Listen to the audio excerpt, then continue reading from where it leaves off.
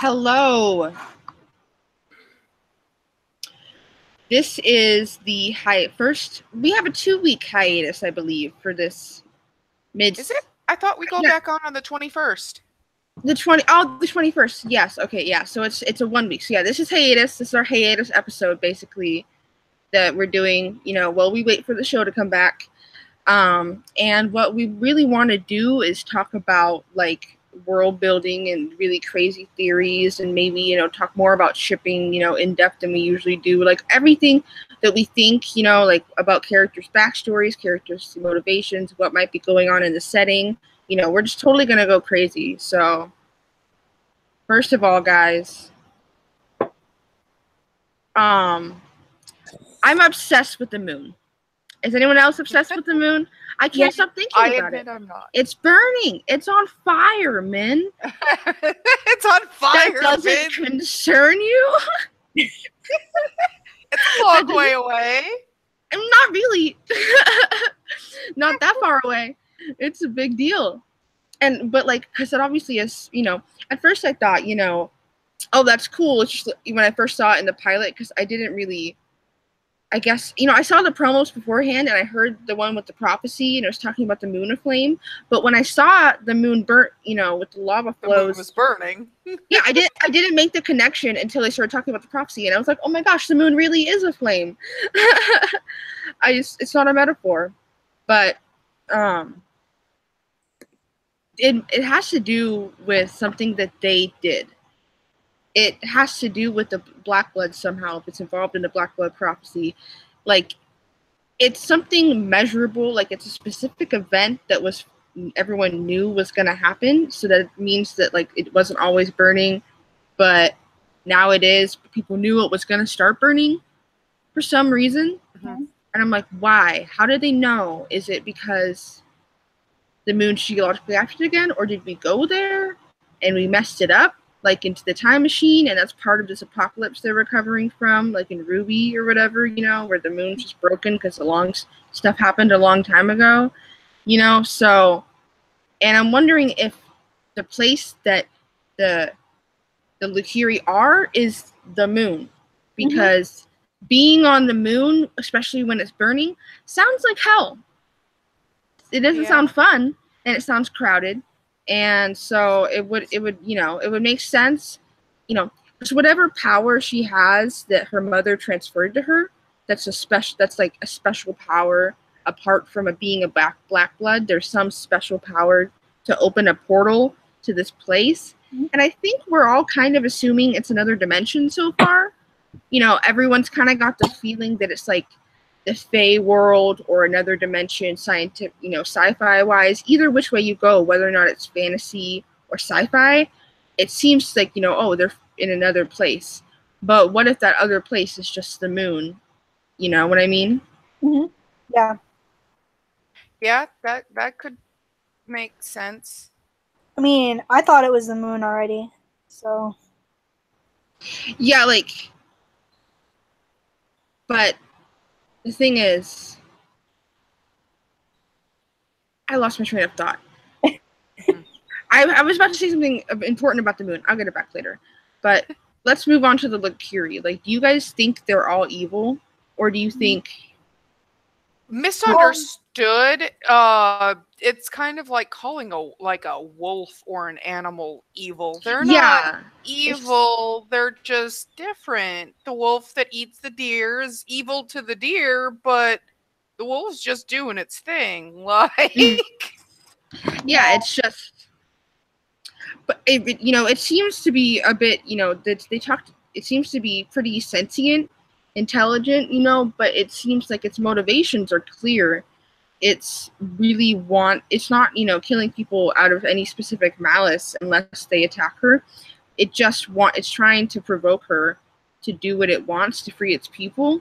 Mm-hmm. And it's interesting because it's kind of like her and the creature have this kind of parallel. They're both alone, but they're trying to do something they're trying to, all of their people are resting on their shoulders. For Talon, her people's honor, them resting in peace, she has to get revenge so that the weight of their deaths will lift off her so she can avenge her people, and her people will be able to rest in peace, pretty much. That's what she's the one that remains for the Black Bloods, and she has to carry all of that on her. But this Bathnoru, I think, Bathnoru is its real name. We call it Humphrey, but Bathnoru is this demon's official name. And I feel kind of bad for it because it didn't ask to come here. It got summoned, and now it's stuck here, and everyone wants to kill it, and its people are in hell, and it's just doing whatever it needs to do to, it seems like you could reasonably look at it from the demon's perspective and be like, I guess that makes sense. That's what I like about the show. Everything that everyone is doing makes sense, even if you don't like it. Mm-hmm. Like when Withers does anything, you're like, I mean, that was the last episode when he killed her, and it was just that I honestly laughed because it was almost unbelievable. Because it just it was like the sound and the choreography, his acting was what really pulled it off. If not for the dude who plays Withers, if not for his amazing acting, I probably would have hated that scene because it was so unbelievable. You know what I mean? Because it was almost too much. It was like, oh, I suddenly killed her. That's what? What do you mean? You just killed her? It still doesn't make sense to me. It's ridiculous. And it's probably it was an accident. I'm like, how is breaking something? Yeah, an accident? How strong are you? You're not a soldier. Are you human? Yeah, that's the question. Is he human? How drunk was he? How frail? Did she have osteoporosis? Well, see, the way I read what happened with Withers is he was in a bit of a panic and control situation. I'm trying to think of how to word this. He had figured out Gwen's secret, or come incredibly he was at that I'm 99.9% sure I have just uncovered the conspiracy of my lifetime. Yeah. And as soon as she was like, I'll scream, he was like, no, you won't. There was no accident about that. He pulled that off. He snapped that next. But then, when it came time, it was like, it was an accident. My bad. Oops. She slipped. She fell down the stairs. Yeah, it was he seemed remorseful immediately afterwards. Yes. But at the same time, it seemed like when he said it was an accident, it means he didn't think it through. It means he wasn't thinking straight. Yeah. But that doesn't mean he didn't do it on purpose. There was force. He knew what he was doing in that moment. In that moment, he was saving his ass while he worked out the rest of the situation around them. Because that's what he's sitting on. What they're all sitting on is thick. And that is... It was actually, in my opinion, at least it's my opinion, but it was actually fairly calculating of him, and I didn't even see remorse out of him as much as that shift in his shoulders and that posture he struck was more of like, oh God, what do I even have to do now? It did not actually read to me as deep emotional remorse. I don't think he's without any human remorse, but it didn't strike me as particularly remorseful, if that makes sense. It was this just got dirty shit. Yeah, I am interested in Dano because I like that he's mute. Whether or not it's by choice or because he's disabled, I like that because it's accurate. There are people like that in the real world, and they still go about doing real jobs and stuff. So I really like Dano, and I like his relationship with Withers a lot. And I'm wondering why he's so, because clearly Withers just kind of sneaks around and fucks around and messes with everyone and tries to figure out everyone's secrets and control everything. But at the same time, him and Dano seem to have a genuine rapport. They're partners in crime, but it's for the law.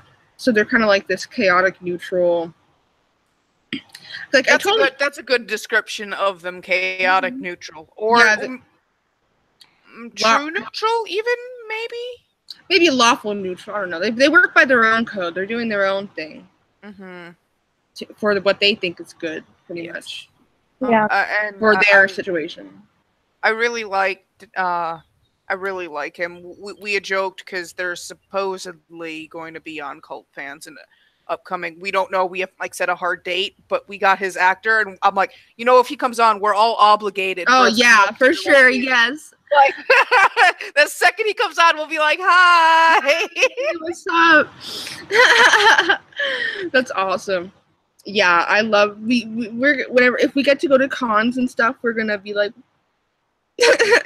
Is this the fandom gesture? Yeah, like some people have some have these salutes and chest claps and like signals and stuff, and ours is just like, hey. Yep. Okay, Dano does this while Withers like makes other more inappropriate gestures towards Gwen and Talon behind their backs. With his fingers. You know what I mean? Speaking of which, I'm worried that Gwen is going to die next episode. Why? Because the promo showed her getting chased down. They're in a battle. She's like, help me. And then he's like, Gwen, in panic. And then it's the tagline is your destiny can't protect you on the promo. And I'm like, please don't kill her. You know what I mean? Because like, it's not like, it would just be rough if the first character to die was the one that everyone at least got a vibe was gay. Because even if it's not true, it's like, can we at least kill someone else first? Like, can we kill someone else before we kill Ladyfingers over here? Like, give me a break. But that's just because I love Gwen, But at the same time, in my mind, from a writer's perspective, I'm like, if they did kill her, what if she gave up her, like, crown to Talon or something? I don't know. But that isn't going to be how monarchy works, unfortunately. Yeah, that's not how it works. She's too important. She's, like, the key to the whole thing. But that's why the tagline, your destiny can't protect you, stressed me out. I was like, are they going to throw us another one? Or maybe she'll get kidnapped. And then, because they talked about how the story diverges, so maybe she gets taken. And then they got to go save her, and that would be interesting. If Garrett and it would be really cool if like Garrett and Talon and then Janzo behind them had to go off and save Gwen from Essa, maybe like something like that. I don't know, but it would be cool if instead of killing her, they had a whole princess in a tower thing. But then Gwen tried to get out of the tower and she falls. Right.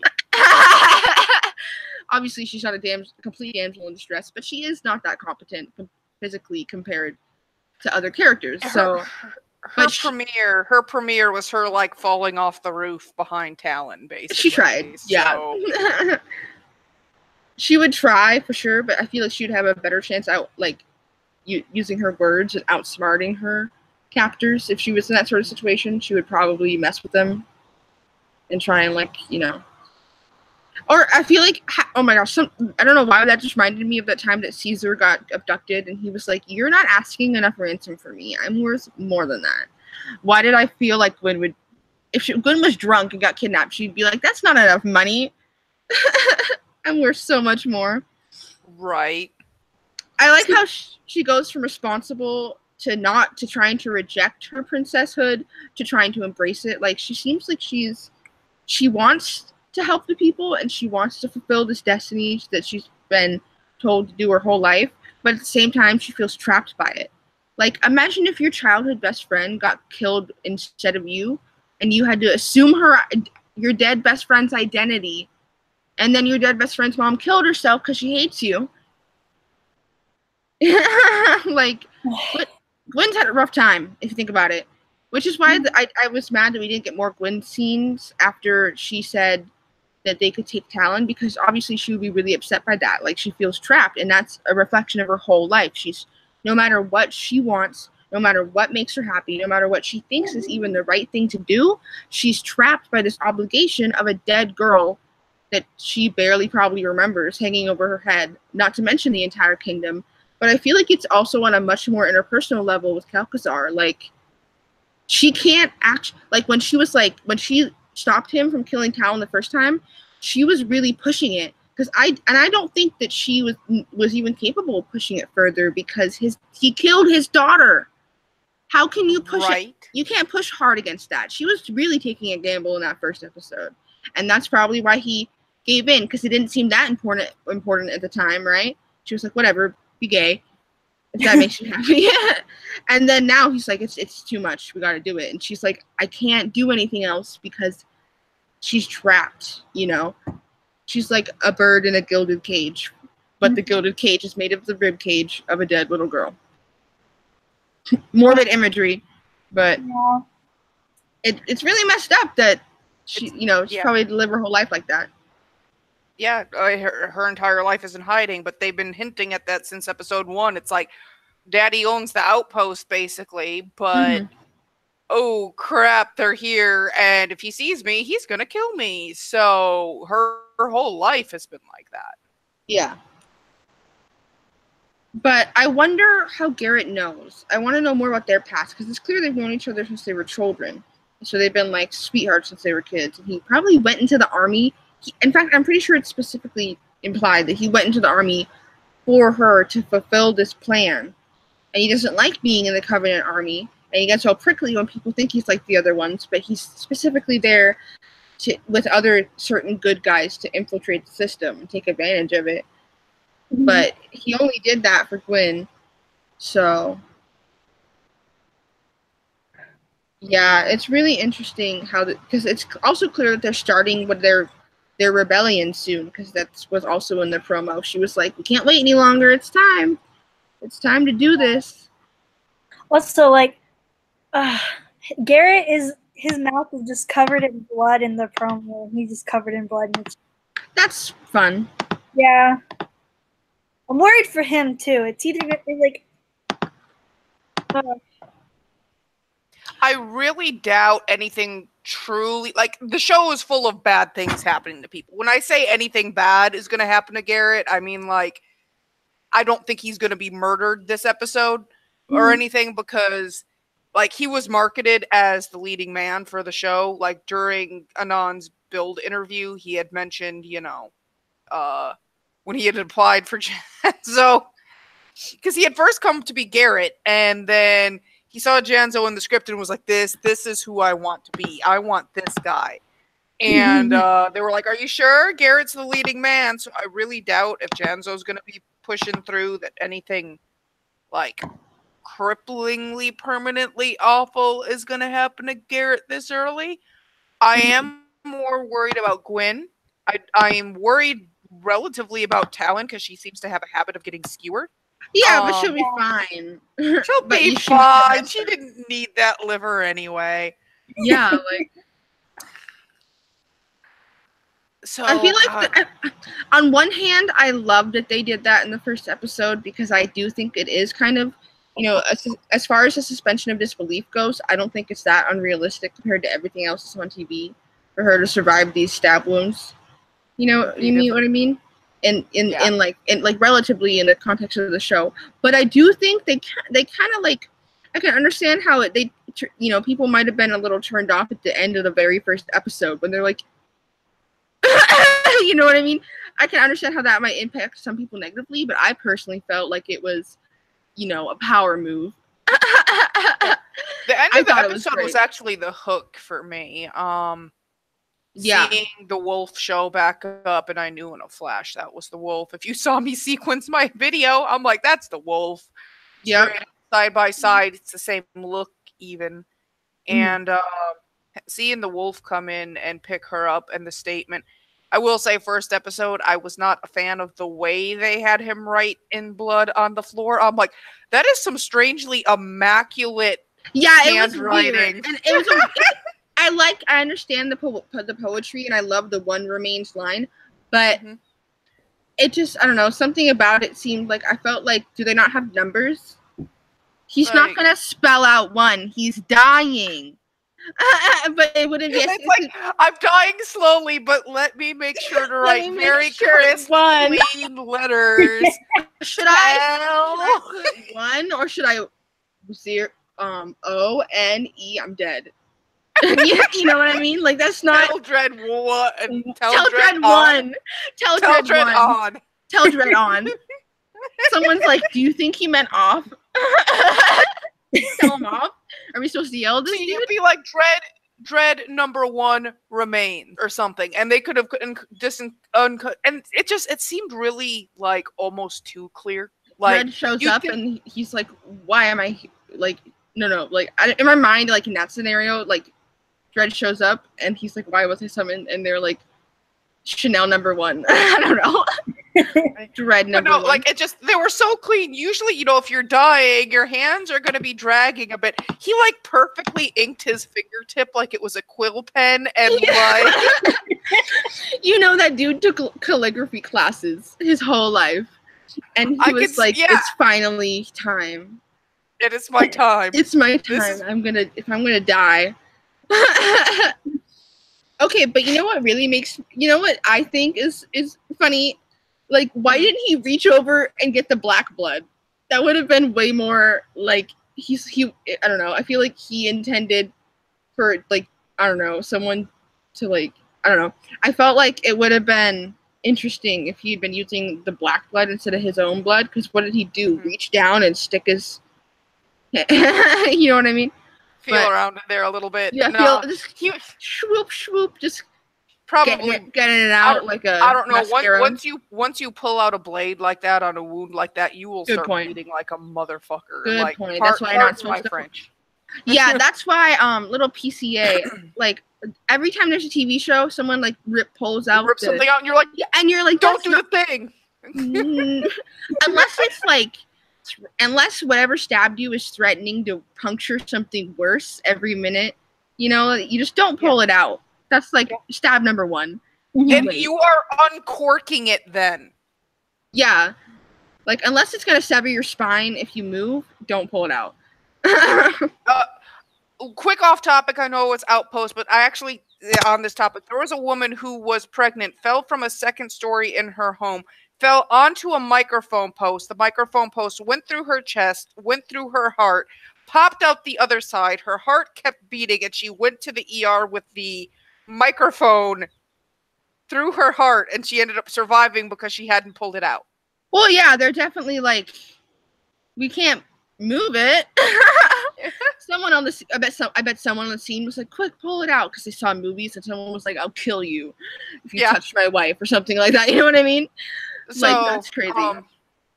But no, so he probably bled out quickly. I mean, I love the show. I'm razzing lightly about a few elements, but yeah, basically, we're so nice all the time that we got to be realistic. We can't. It's not like we love every single thing. Like, it's the first season. If you say something honestly without being like, again, this was horrible. How could this happen? Yeah. Well, we let's put it this way. There's no stars or guests on right now, so let me be candid. Unless we're being fucking bitches about it, like, well, fuck you, how fucking dare you, this was trash. No, sometimes a little bit of review, like, this could have been better. They can actually listen, especially with a fandom of this size, where they're not getting like word at from every side with a bunch of people with very wildly different opinions. Mm-hmm. A little bit of constructive criticism, they can look back during season 2 and be like, you know what? That didn't go over quite as well that way. Let's try it differently this time. You know what I can't stop thinking about every time I watch it, especially that most recent episode and the fight scene with Talon, and my favorite fight scene was definitely in the basically the motel rooms or whatever when she was attacking the Bones, and when she does that back bend and then comes right back up, one of the best moves in the whole show.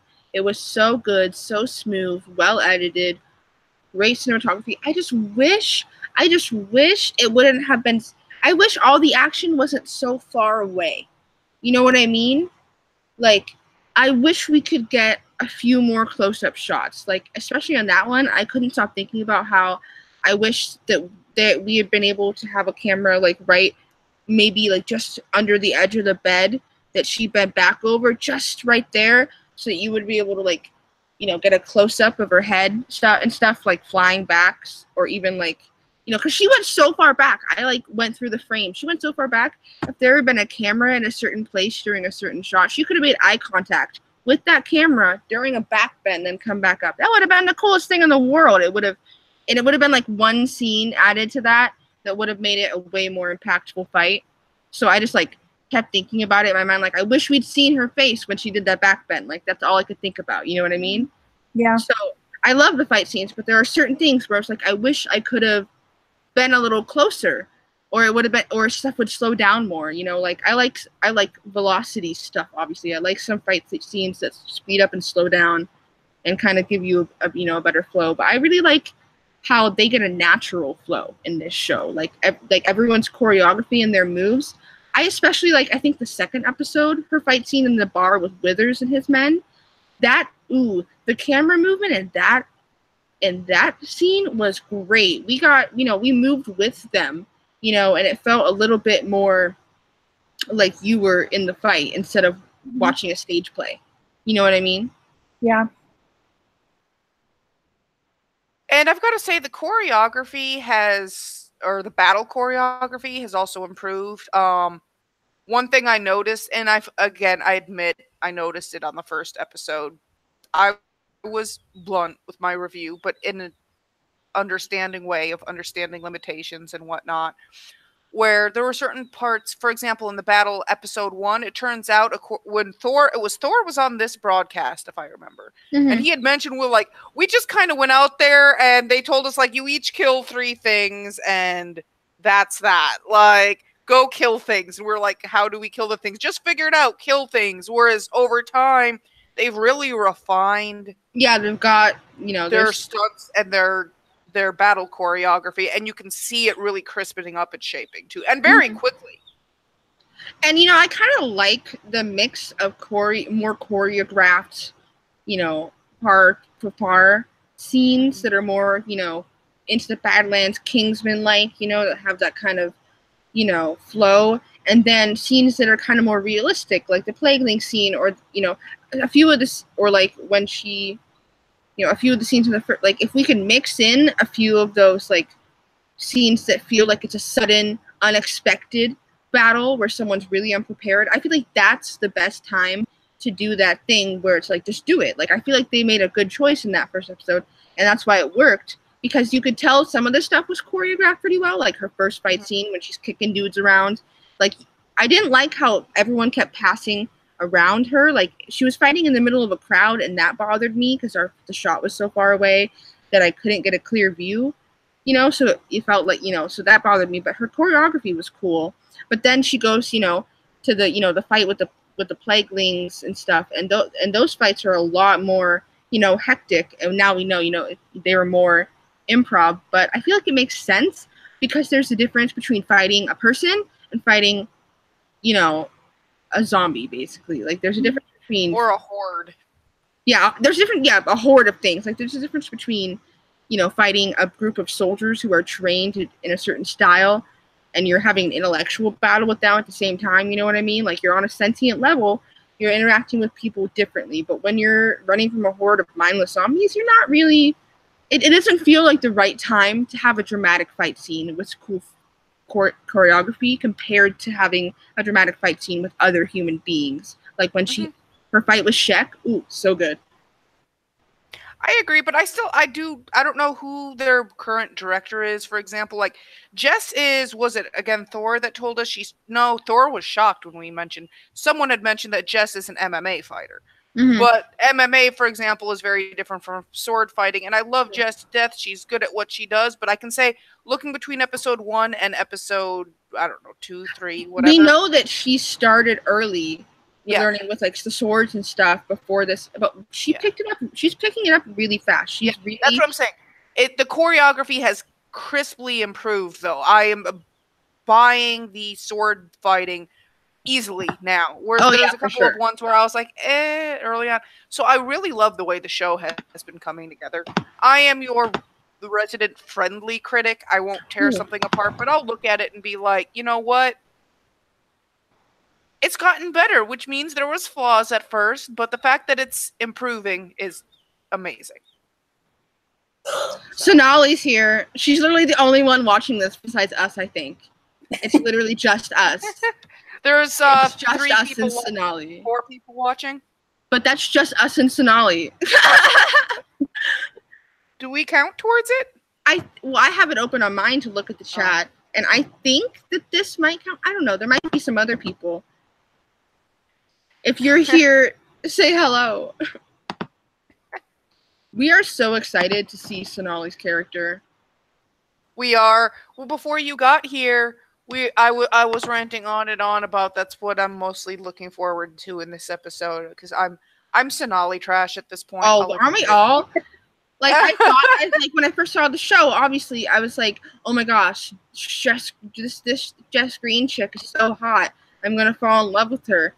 And Sonali isn't even here, but I'm like, I'm in love with Sonali. Like, I love them both, but I have plans to edit Sonali first, so I feel like that's clear.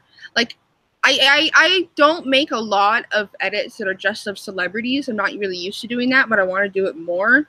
And Sonali's such a work of art that I'm already have like 90 million plans. Sonali, woman, like, I live in your trash can now. It's like I live off of your banana peels and whatever granola bars you put in there. Like, wow. I only eat Nature Valley, so you're good. The good stuff. No, she's great, and I'm looking forward because her character is so intense, and we've been seeing these previews. Yes way. Anyway, sorry, I'm reading the chat. That was so cute. But she's so intense. Just the few promos we've got, coming out, I'm like, I'm dying to see her. I am literally dying to see this new character. So when I first saw, I think it was Doug Pasco, when he first started posting the character previews, and I saw Asakan's, I was blown away by like pretty much everything, but it was the eye.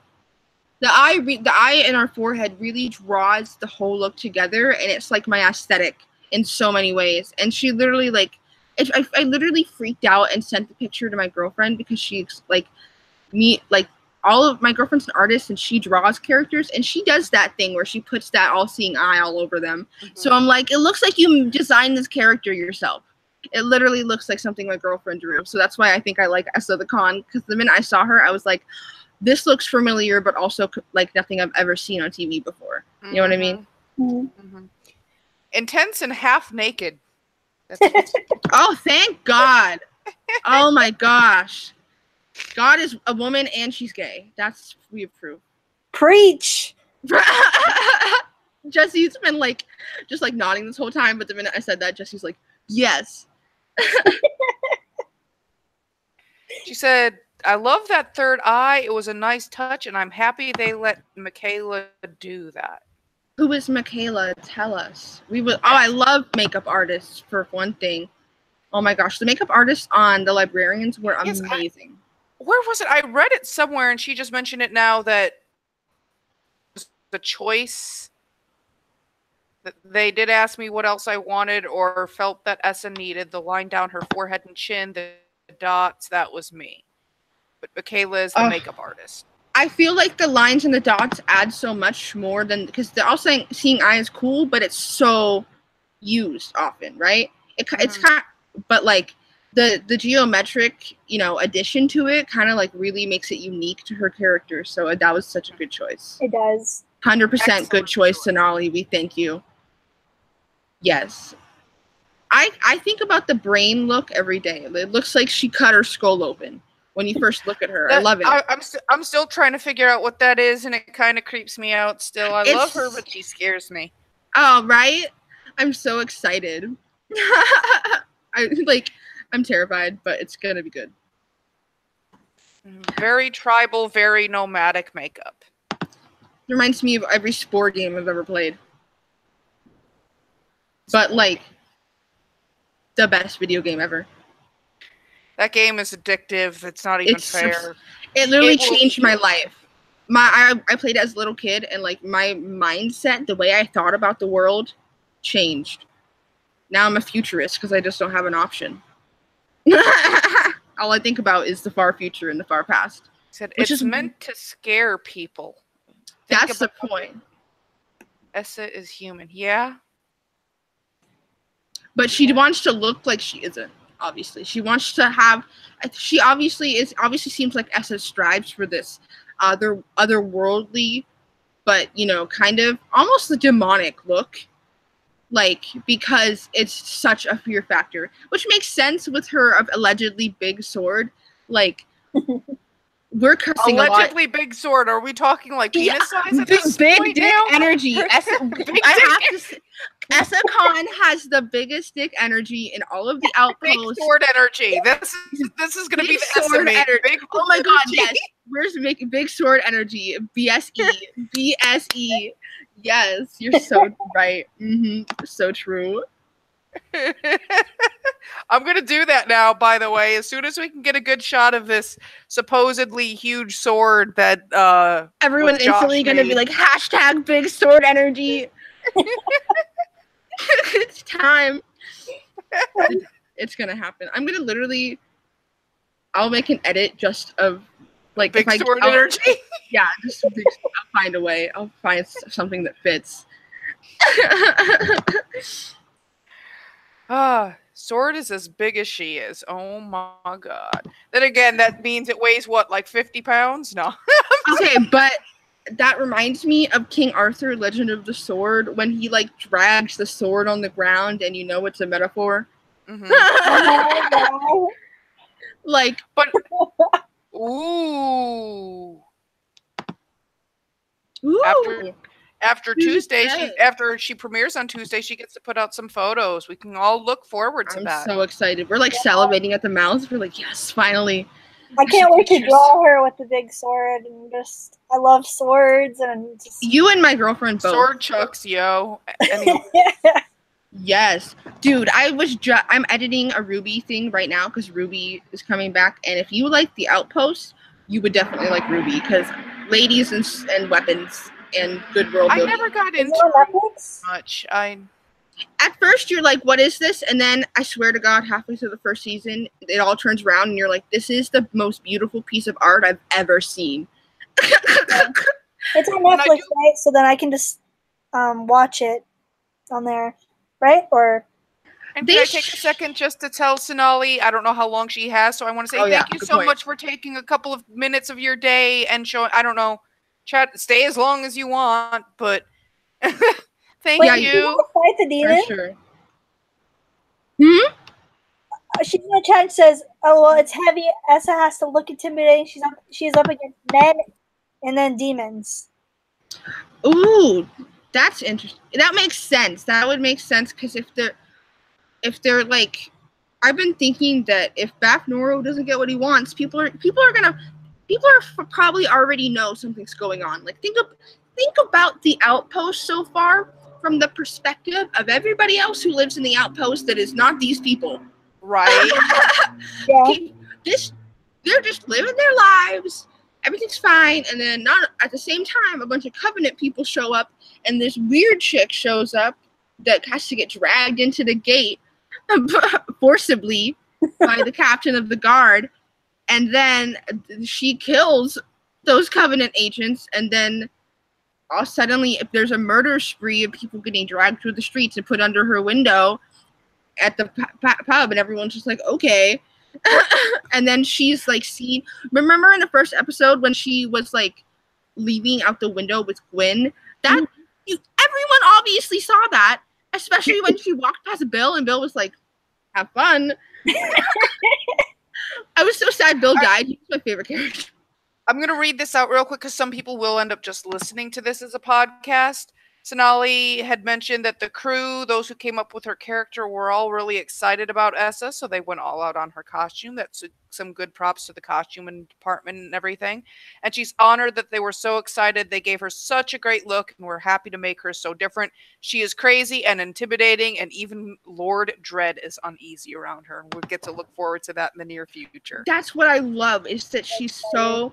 That's what I love about this show, is that it's seems like so many different things that are so different and unique, but they come together so far really seamlessly, I think. Like, they're like, the execution has been a little spotty because it's young and they don't have a lot of money, obviously, but they get better and better because they care so much. But also because it's pretty clear that they have this really interesting tapestry to pull from. Like, they don't have to stay in the fantasy RPG realm. They are not bound by that. They are not bound by sci-fi. They are not bound by fantasy. They are not bound by Western, but they can do whatever they want with pretty much anything that they draw from those things. And what interests me is that they use them in different ways. Like the setup of the character interactions is, typical of a certain genre. The things the characters do, typical of another genre. The places the characters are, typical of a different genre. The problems the characters are facing are from a completely different genre, but they all work well together, which is like really rare. And I feel like Essa is like the epitome of how they're not afraid to embrace the unique, because I don't even know what genre you're gonna, Mad Max? Like, what genre? She looks like she's from Mad Max Fury Road. Like the Mad Max genre. Yeah, whatever that is, that's where she's from. She's from that universe. She just kind of showed up here. But yeah, her and Furiosa would make a great couple if they didn't kill each other. Mm-hmm. Like, that's how intense she looks. But I feel like what I'm most excited about is how she's gonna know that because like obviously, as far as like, if you put yourself in the mind of Essa, the character living in this world, and why she would look like this, why she would go to, because you can't just say we did this to be extra and say that the character didn't do it to be extra, because that implies the character is an extra person. Right? So she's obviously... Stop being so extra. No. Yeah, like she's doing this for a reason, but I really like that because I like when, like, I'm the kind of person that likes to, like, I'm different, but when I realize a difference, I don't avoid it. I exploit it. I push it further. I make people more uncomfortable on purpose with that difference. It's my favorite pastime, and it's kind of died down a little bit since middle school, but it's still kind of my main drive in life, is to do what everybody else isn't doing. That's why I only like underrated shows. But like, she seems like that kind of person, the kind of person who realizes something that either makes people uncomfortable or like goes against the grain, and she takes it and pushes it against the grain as hard as she can, and like enjoys the grating sound on a chalkboard. You know what I mean? She's that kind of person. I'm looking forward to that. Sonali had said yes, her look has been compared to that. I'm wondering if she meant Mad Max, because she said yes. The look is crazy and very much a warrior, a nomadic warrior bounty huntress. She dresses that way to scare people. Once you see her on Tuesday, it'll all make sense. I am so excited. Right. Okay, but like, she's like, okay, but like, wait, hold up. her talking about, the nomadic aspect of both Essa and probably a lot of people in this world, it brings me back to my question from earlier, which is, what does the world look like? When do we get a map? I need a map. Right. I need a map. It's starting to eat me alive, because we know, like, Talon's village. We know the village there was the gambling at. We know the outpost, and we know there's a lot of fields and shit in between there. That's all we know right now. All of, everything looks so striking. Like, the place where Talon grew up was so lush and so green. Because, and they filmed it in Ireland for a reason, but it obviously didn't. That doesn't mean it took place in Ireland in this world. Also, this seems like this seems like it's really far in the future. And we are really far in their past, per se, because it's a dystopia. So we don't know how the continents have shifted. Mm-hmm. We don't know if Ireland's even a thing anymore. That might be under the sea. I mean, like, we see a map when I need to go and look. Like, remember when episode timestamp now. we need to go find the map and then like zoom in and like obsessively look over it. Thank you for reminding me, Jesse. This is why I love you. Which episode was that again? Hmm? Which episode was that again? I think it was before the worm died, because she's like, I want the whole damn world, and she throws the cup at Right. Oh, okay. So there's a map on the worm. Yes, there's a map on the wall that she points to. Look at us here trying to be fandom detectives. I'm literally gonna pull that up and share my screen. Hold a minute. I'm finding it right now. I'm on the hunt. We have time. We're not doing anything. The only thing I don't know if it's just a section of it, or she said the whole world. Maybe it's their known world, because like we talked about how their current level of society is pre-industrial. We don't know how much they know each other, and if there's different races like blackbloods and humans, there might be other stuff. Like there's blackbloods, humans, grayskins, and I think demons might have originated from this planet. If all this other stuff is going on, either all this other stuff came in, or everything came out of Earth. Like those are the two hypotheses I have. If it's an entirely different planet, and this is a planet humans colonized a long time ago. That would be really cool. I think it's the same moon, it seems like, though. It seems so similar. I mean, a lot of planets have moons, though. Good point. But that's a good point. That's like some Planet of the Apes shit, but it reversed. Like that's like, so what if the moon, but it's not. What if the moon is a former planet that went up in flames and then got stuck in another planet's orbit? Oh yeah. Oh damn. That's actually really close to something I was just writing for my original series. Womp womp. I was just thinking of something like that. All right. Was it episode 4? 3 is, I'm pulling it up myself too. Let's play Race to the Whose Connection is the Least Crappy. Or gets hit with the most advertisements. That can happen. I mean, I'm pulling up my screen recording, so I don't got that problem. Hashtag things not to admit on recorded airwaves. I'm pulling up my illegal screen recording.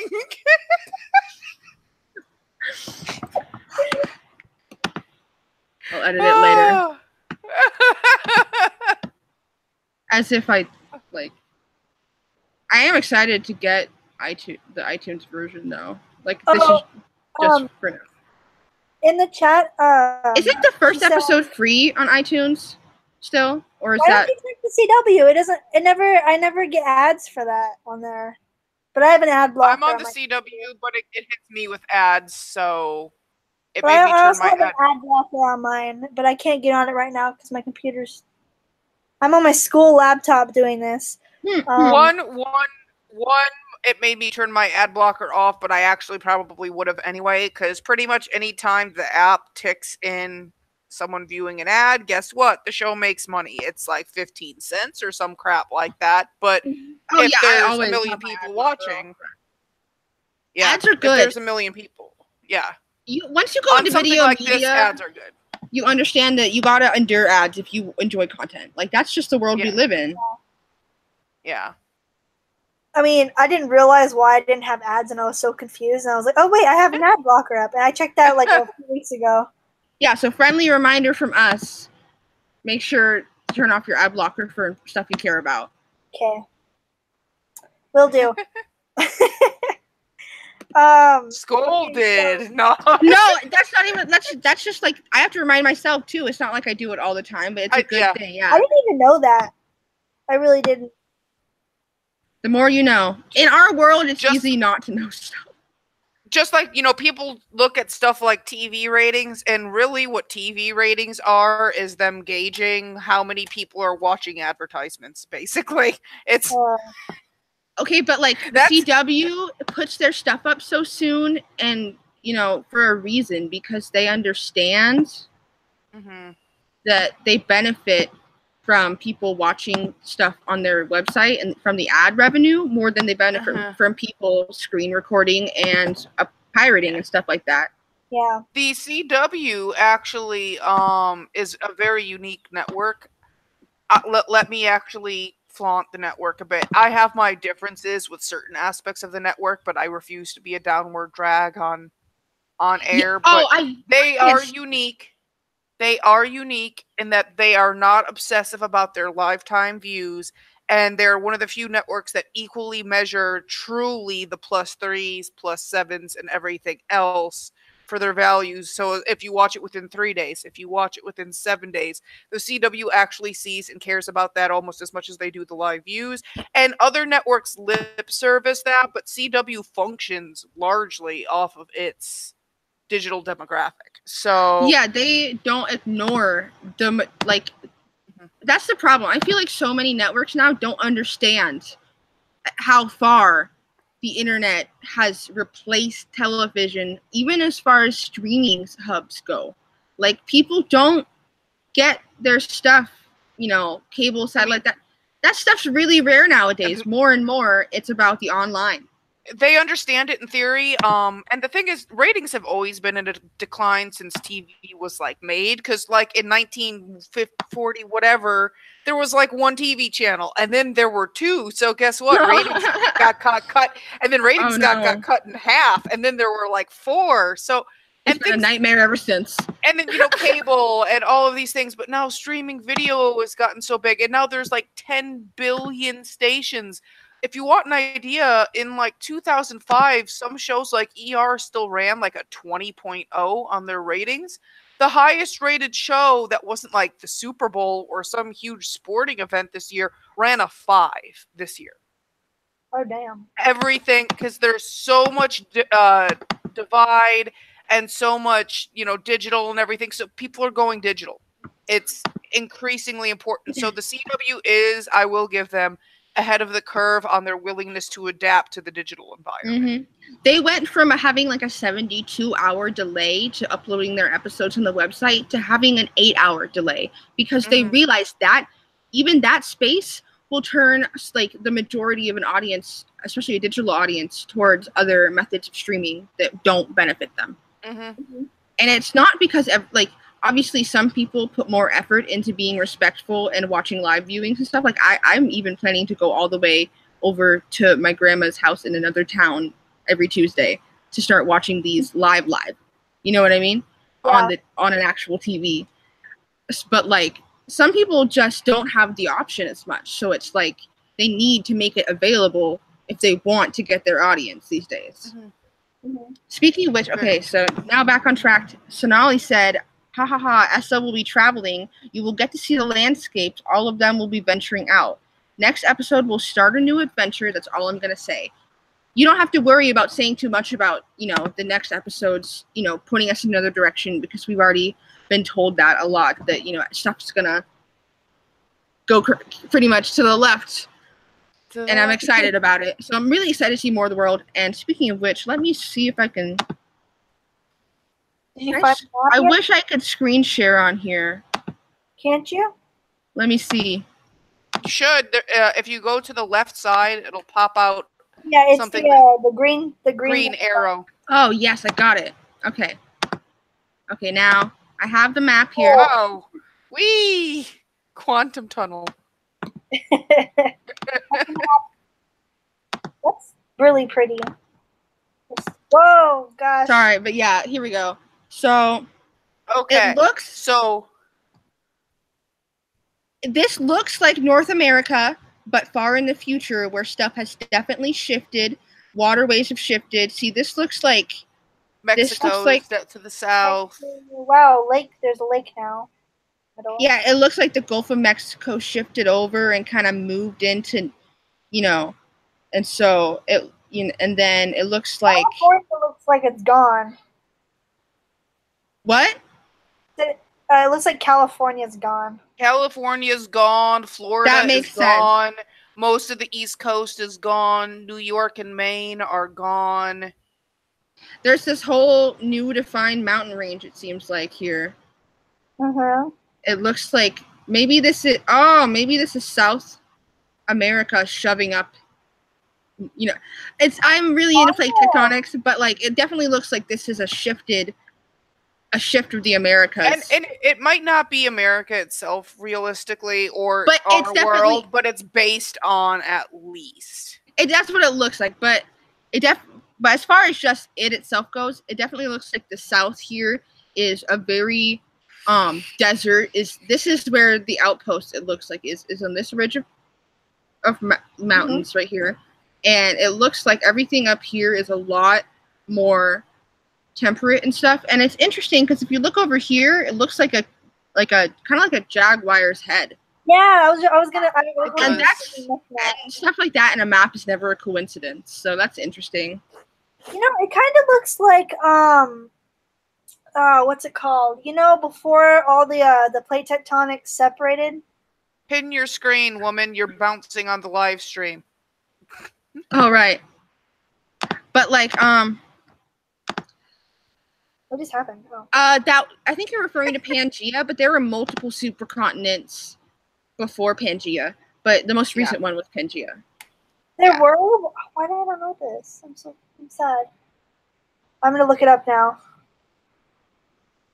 But yeah, I you know the thing about stuff like evolution and the climate and the face of the earth is just always changing.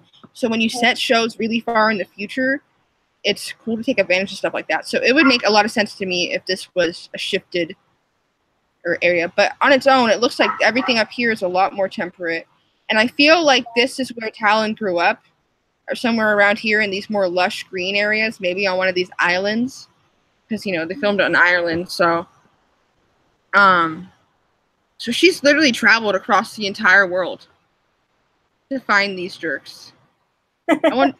Where's the capital, I wonder? Well, that was said in the first episode. That's all the way across the realm. Like,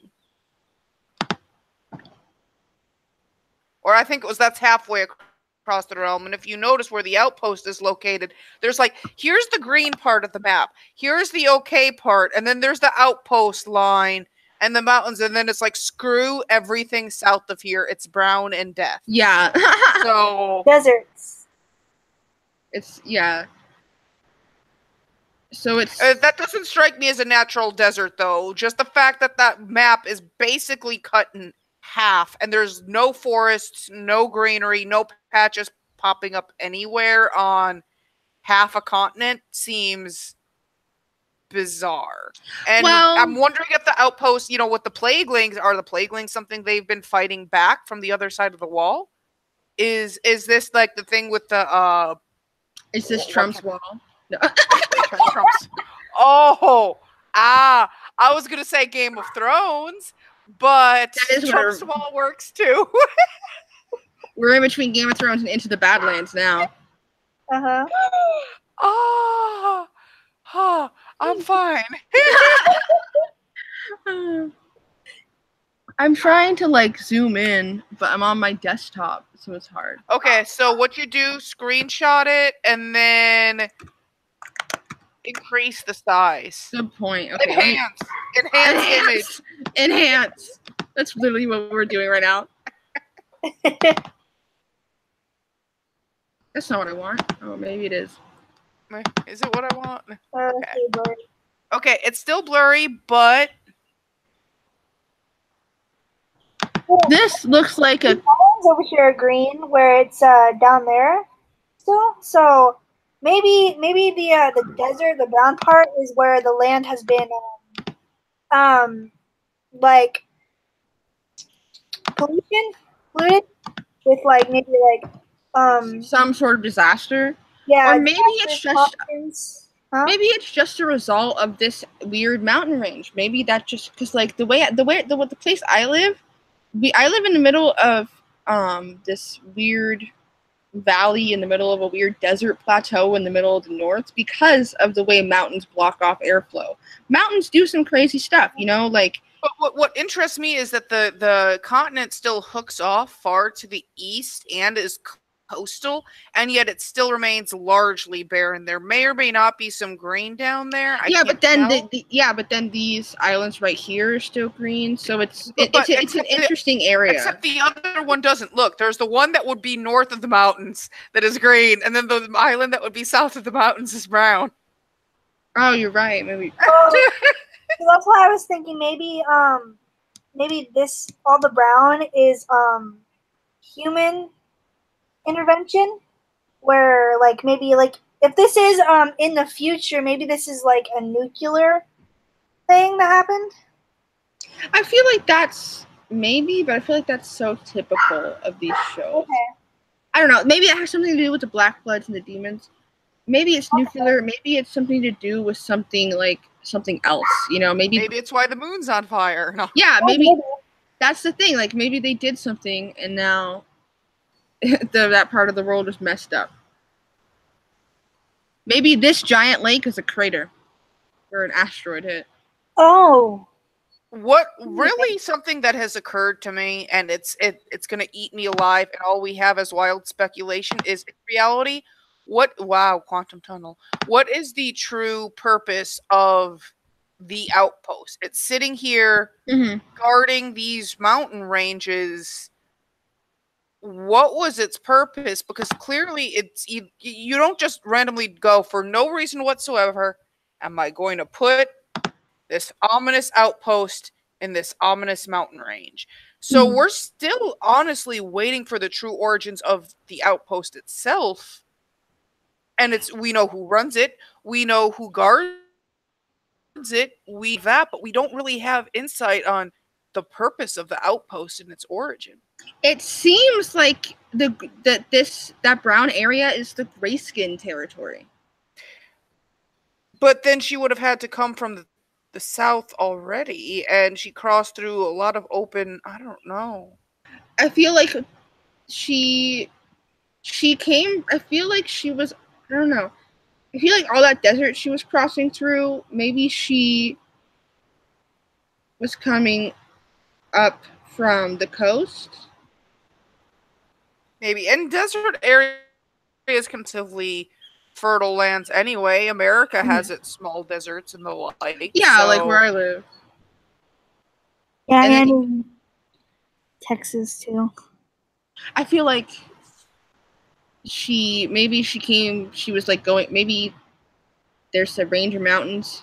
Galwood Outpost is here. She was here and she has to go, and going through the desert along the mountains was easier than going up through the mountains. You know what I mean? Yeah. We demand that we not only be given a map by the show and the powers that be, but we be given a route. That's literally what I was about to say. What we need to do is screen cap this map and the couple of things of like Talon, make a collage of Talon's like journey in the first, at Doug Pasco, at whoever else that's like in the creative capacity, and no walked through, damn it. Yeah, like give us a dotted line, give us a little Indiana Jones map. Yeah. Give us one of those librarians transitions. Okay, but like, I really am interested, especially since we hear that they're going to be traveling more. I want to see, like, yeah, the show is the Outpost, but they don't have to stay there all the time. Right. Going outside the Outpost is a great way to show the world, but the Outpost is obviously an interesting stronghold. And I wonder if we're going to, I feel like Talon is going to summon more demons. That's just how I feel. I feel like it's... I think she is too. Maybe like, it'll help with like the rebellion. Yeah, because maybe she'll be like, okay, time to banish you, and then the rebellion will show up, and she'll be like, but she'll have gained control truly by that point, and then maybe even Withers, will turn around and be like, but never mind, help us. There's an army at the gates. You got some demons, don't you? Please.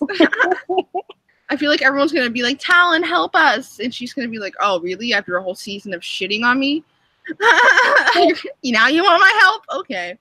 Funny idea. Maybe, like, I know that you're scared that Gwen's gonna die. Well, maybe the creature protects her. The demon. I was literally thinking about when I first saw the promo. I was like, Bafnoro will save her for some reason. I felt like I don't even know if Talon is in that scene, but I don't know. I just have this feeling like if Talon can order it to do things, it could order it to protect other people, which might get really interesting if she ends up at, telling it to protect the Outpost, and then everyone's like, I guess this is our pet demon.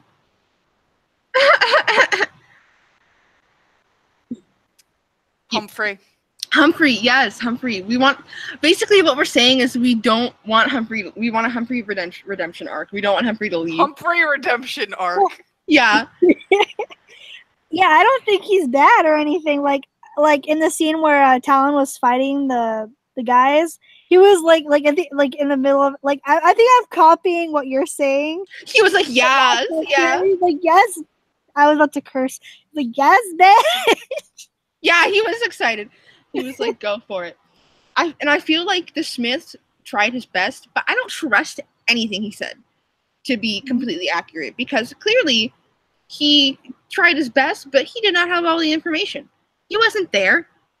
He saw an arm of a demon one time. Mm-hmm. He doesn't really know. I feel like it was. I feel like I don't know. Maybe he's her guardian Humphrey. She didn't even call on him. She just was scared, and he came in and helped her. Yeah, that's the thing. I really don't. I just have this. I don't know if I'm being naive or whatever, but I feel like it's more than Could you manipulating her. Do me a favor, since you're able to pull up the episode fairly quick. Can you actually get a shot of the moon burning real quick? I want to take a look at something. I shall. Let me pull up. Very resounding forceful clicking. Humphrey's a good or whatever. I'm throwing a gender on him. Oh my god. How dare you? I know. You know what? I am going to assign Humphrey a gender right now, and it's bi gender. It's official. Humphrey is bi gender, just like Loki. Yes. Love it. Where is the moon burning? There it is. I don't think they're bad because like I know that there's a theory that like somebody had to have fucked a demon. I'm cursing a lot in this stream, and I feel horrible about it. I've done it too. I don't think we care anymore. Okay. It's like there's no guest for us to worry about their PR with them like having to cuss. It's not like we're being super intense about it. We're just expressing our feelings. We're fans. We need to talk about it. We've been holding ourselves back. Yeah, well, somebody if the Black Bloods are a hybrid between the demons and then the humans, then somebody did something with it.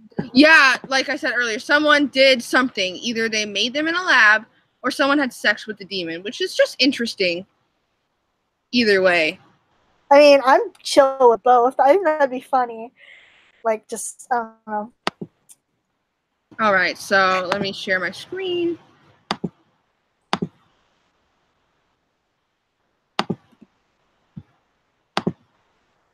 Here is the moon burning. Second. It's so hard. There it is. Okay, so that color we've seen the non-burning, I guess non-glowing moon. I actually think there is a flashback. Talon had that one dream where we've seen the burning moon too, and it's very molten. It looks like there's a symbol in the moon though with the lava.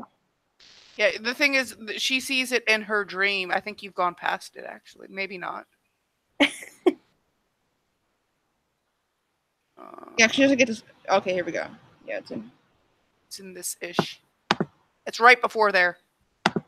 It's literally right before, like, yeah.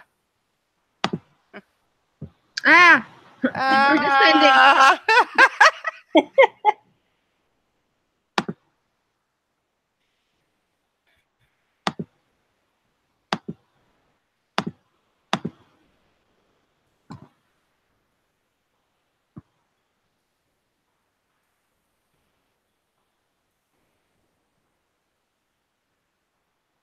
I miss Bill. Me too. There we go. Well, it doesn't really look like our moon. So maybe it is on a different planet. It does look. Look at these deposits. It doesn't look like these are clearly cracks of lava. Yes, but these look. This moon looks different. It looks a lot redder. Kind of like a. But okay, but like. It looks a lot less gray. It looks a lot redder. I wonder if we cut the moon, because like the way the moon formed in the first place was a protoplanet named Theia hit the early Earth and like scraped a big chunk of Earth off and left a bunch of itself behind, and then so basically just got mixed up, and then they both rolled back into perfect spheres mixed with each other's material, and one became the moon. So, you know, the question is, is this another planet, or did something hit the moon again and make it change shape again? Or and you know, like it's mineral deposits, it might be different, and it might have different craters because it's been hit more. This might be this is definitely a weird. Is this maybe if we look at we're over here going full fandom diagnostic now. This is what I wanted to do. This is why we're here. This is the meta discussion. This is what we're supposed to be doing right here. Yeah, moon. Okay, so this is it seems like really different. The usual surface of the moon. Like, so it must be a different planet, or maybe it's the dark side of the moon, and the moon got spun around. Because fun fact, okay, I'm a really big space nerd, so this is like where I'm going. But fun fact, Venus spins backward from all the other planets, and so does another, I think Uranus or whatever. But some planets and some moons spin weird and backwards and flipped, and their tilts are all weird because they got hit by something really hard.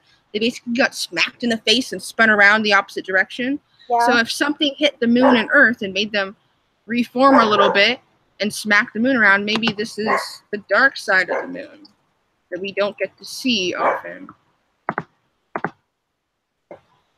It does. See, it looks like the dark side of the moon instead of.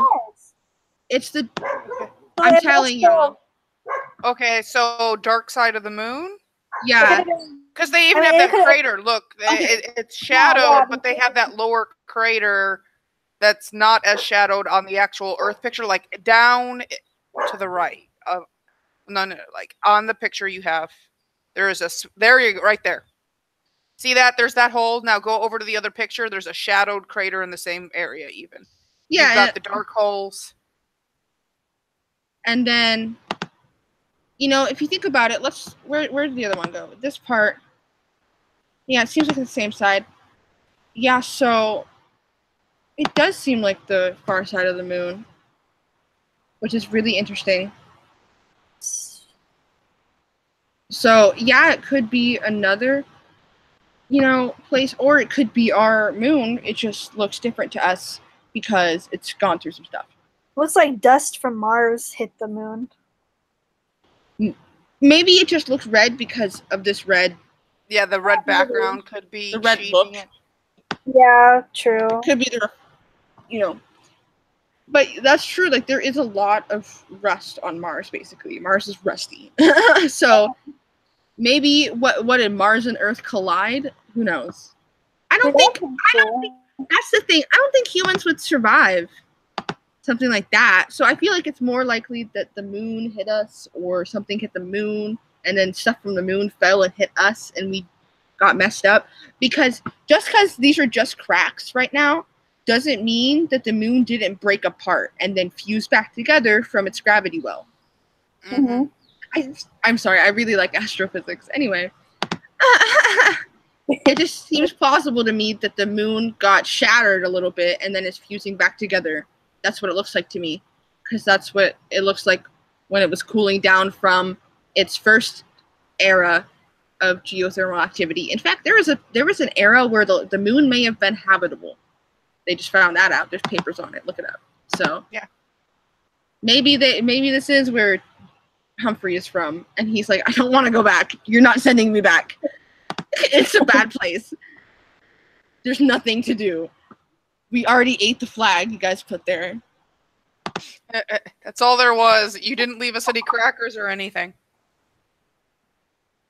So now, okay, so Sonali left, but before she left, she said, demand it, as into our route thing. Kynan and Jason Fowler are more on Facebook, so the Outpost page, ask questions and tag them. Yeah, those are the writers, and I really want to talk to them for sure. I could actually, I could see. I should probably stop screen sharing. Oh yeah, that's just a turtle tunnel. We got intense. She's like, you guys are too much. Thank you for stopping by. It's like as soon as I accidentally cussed, she's like, okay, I'm out. We've been cussing way worse the whole time, honey. Don't worry. Okay. In fact, we're a little bit over an hour, but that's fine. I felt like we needed to finish talking about our in-depth meta thing. Do we have anything else? That was a nice breakout, and we've had a lot of great conversation today. I've actually quite much enjoyed it. Everything from discussing Essa's introduction and her wardrobe design, who made it, people working on set, meta, moon, plate tectonics, the map. I can't think of anything else, man. Like, okay, we already said that we think. Let's close it up. Your spec on next episode. Ooh, I think. Okay, so the facts we have: Talon is trying to deal with Bafnoro. Gwyn and Garrett are trying to deal with the rebellion and such. And at some point, there's like this horse chase, intense scene in that field where Gwyn is in danger, and we know that Garrett is there. We don't know if Talon is there. I feel like Gwyn is going to find out, for one thing, about Talon's whole demon deal. I feel like she's going to find out this episode. I hope that Gwyn doesn't die, but I wonder if she'll get hurt and they'll heal her with Janzo stuff, or maybe Black Blood can heal normal people. You know, like, we don't know. There might be some more stuff we find out with that. But I feel like Talon will have something to do with Gwyn's. Like, Gwyn and Talon need to have a confrontation because both of them have gone through stuff that relates to each other, and they both have, basically, both of them had their big secrets revealed to everyone except each other. And that strikes really weird to me. So, you know, that was really, really weird to me that they don't know about each other's secrets yet. And it's almost interesting because it's like everyone's like expecting that Garrett and Talon are going to be the main love thing, but every time they do anything narratively beyond having them, you know, Garrett and Talon having eye chemistry on screen, anything else narratively seems to point towards Gwyn and Talon having all of these parallels, having all of the main conflict and stuff. So I'm really interested to see how they deal with each other's, you know, problems. I hope that they come to understand each other and like devote each other to each other's causes, because I know they care and I know that everyone else cares, and I can't see any other way for Talon to get through any, you know, like, what's she gonna do after this? Like, she needs friends, and people are gonna kill her if she's not useful. So controlling demons seems to be pretty useful. Like, that seems like it could solidify her place next to Calcazar. Like, Calcazar could see, if he realizes her advantage in this thing, he could absolutely finally put his foot down on Withers and be like, no, if you want your outpost to not get destroyed, you're gonna want her around too. So I feel like everyone is gonna have to face that, but I'm worried that Gwyn is gonna get. I feel like with the way everyone's traveling, Gwyn is gonna get kidnapped, or she's gonna get hurt. Something's gonna happen to Gwyn. There's a couple of things. I'm really worried about what kind of catalyst can really get everyone traveling. Especially Talon mostly, and because it seems like everyone's suddenly on the move. What does that mean? And I've noticed, like, you'd think. I agree that she's such a cardinal character right now, Gwyn, even if she's not huge on like screen time or any of that. She's obviously a major player, but I admit some concern in that I didn't see her at SDCC when the other three showed up. Yeah, that stressed me out. I'm like, where is she? And I'm sitting here wondering, I'm like, are they going to pull something where the crown has to be passed some way or another? And I'm hoping that's not what it is, but we see so little of Imogen that I'm sitting here highly concerned. I don't want to think like that. Yeah, I would really not like that. Like, no. I would be upset. You see why I'm here, like, don't like, but it seems plausible. Yeah, I'm stressed out. I'm like, don't do this.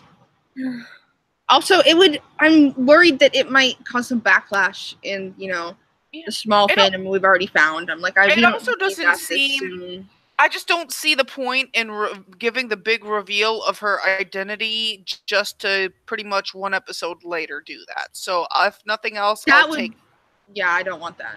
Please don't do that. It just doesn't seem like a solid storytelling idea. But I am honestly concerned about what can cause them to all start roaming.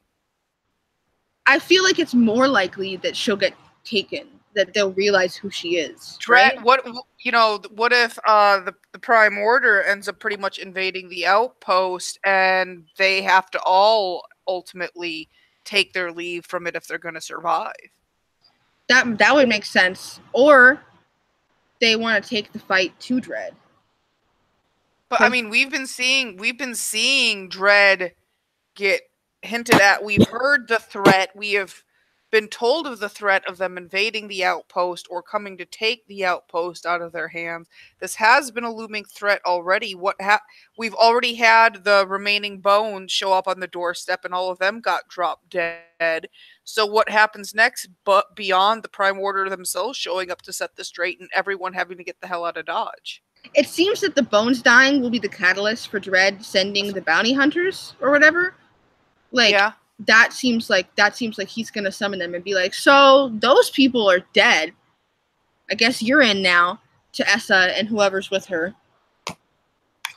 So I think that's why Essa will start traveling, but why, everyone else starts traveling, I feel like it's either like you said, to avoid the Prime Order coming for them, or to go to the Prime Order to confront them for some reason, whether it's to save someone or to just. But we also know next episode, I think we meet Lindsay Sterling's character finally. Hawk, yes. I think those